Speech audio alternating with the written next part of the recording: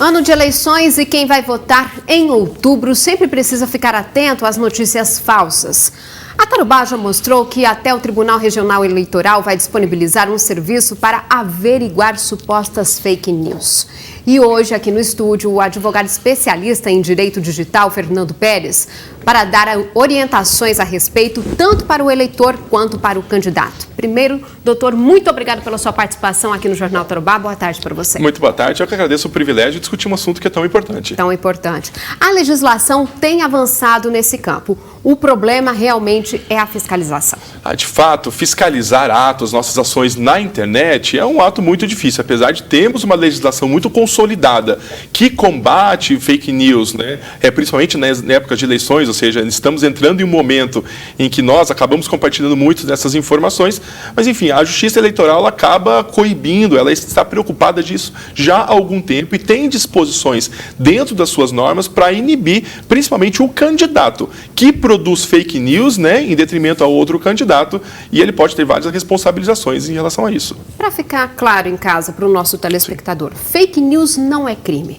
O que é crime é produzir o conteúdo falso. Muito bem observado. O crime de fake news, ele não está disposto na nossa legislação, ou seja, no nosso Código Penal.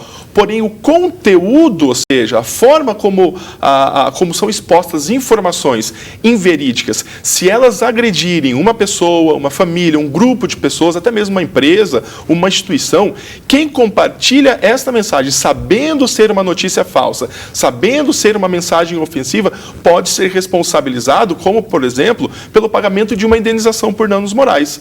Então, existem várias considerações, obviamente, a serem feitas numa análise como essa, mas não basta ser o autor, ou seja, mesmo que nós compartilhemos somente uma notícia, mas se ela tiver um propósito ofensivo, nós podemos ser responsabilizados. Então, por isso que temos que tomar muito cuidado e verificar quantas vezes for necessária a veracidade de uma informação. E qual é o tipo de penalidade, por exemplo, no caso de um candidato, se ele disseminar uma informação falsa?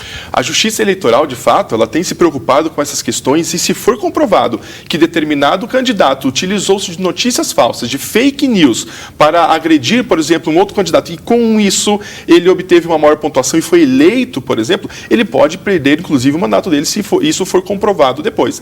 A fiscalização, algumas verificações, elas precisam de uma atenção muito especial. Verificar tudo o que acontece, de fato, é um desafio para que seja aplicada a legislação. Mas se em algum momento for comprovado, mesmo que depois, no momento que ele já tenha tomado posse, ele pode perder esse cargo porque ele utilizou de um modo, né, coibido pela legislação.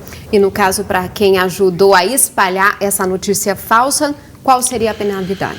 Veja que aquelas pessoas, em épocas de eleição, às vezes muitas pessoas intencionalmente, né, tendo ciência de se tratar de uma notícia falsa, acabam colaborando ou com o candidato ou no nosso dia a dia mesmo com outras situações, ela pode ser responsabilizada pelo pagamento de indenização por danos morais. Se por um acaso essa notícia, essa mensagem, ela ofende a honra de uma pessoa, crimes como calúnia, injúria, difamação, podem ser considerados também. Então, a responsabilização para o candidato tanto na Justiça Eleitoral, quanto para nós que compartilhamos, né, sabidamente, sendo uma mensagem ofensiva, uma mensagem falsa, pode vir tanto na esfera criminal, né, na acusação de um crime, quanto na esfera civil, como, por exemplo, o pagamento de uma indenização por danos morais. Por isso que é importante a pessoa que receber ali a notícia falsa, enfim, não sabendo a veracidade desse conteúdo, ela precisa se perguntar primeiro, né? Será que eu devo repassar isso para frente? Será que eu não devo primeiro verificar se isso realmente é verdadeiro ou não? Vai da ética da pessoa também.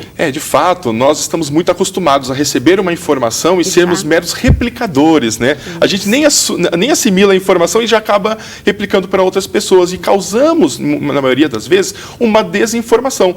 Isso acontece com epidemias, questões de saúde, questões de trabalho, questões relacionadas à política atual. Precisamos tomar muito cuidado para que até mesmo a nossa reputação não seja prejudicada quanto a isso. Então, é muito fácil compartilhar uma mensagem em grupos, em redes sociais, e temos a nossa parte, a nossa responsabilidade. Na dúvida sobre a veracidade de uma informação, é preferível não compartilhá-la e, se for muito importante, pedir o auxílio, pedir a ajuda de alguém para verificar se trata de uma notícia verídica. Exatamente. E vale também para aquilo que o doutor acabou de dizer. Em casos de epidemia também, que a gente está aí vivendo esse momento de coronavírus, enfim, para qualquer outro tipo de situação. A legislação, ela é a mesma. Sem dúvida. Em casos como esses, né, muitas pessoas com má intenção acabam aproveitando essas oportunidades. A legislação ela é aplicada em todos os momentos e precisamos nos preocupar para evitar, então, uma dor de cabeça para nós em algo que pensamos que poderíamos ajudar. Estamos criando, às vezes, um problema muito maior. Tá certo, então. Doutor, mais uma vez, muito obrigada pela sua participação aqui no Jornal Tarobá, por esclarecer todas essas dúvidas aqui para a gente. Eu muito que agradeço obrigada. E que todos possamos utilizar a internet da forma mais correta possível. É Obrigado. isso que a gente espera. Obrigada mais uma vez.